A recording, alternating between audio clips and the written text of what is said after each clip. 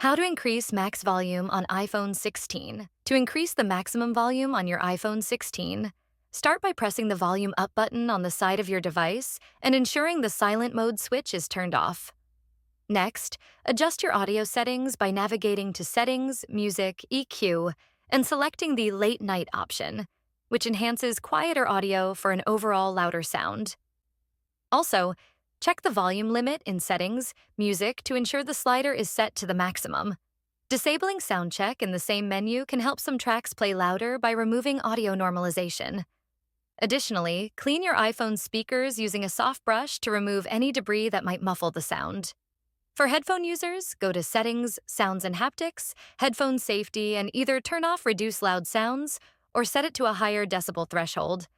You can also adjust the volume slider in the control center for an immediate boost. If you need even louder audio, consider using external Bluetooth speakers or high-quality headphones. Remember to be cautious with high volumes to protect your hearing.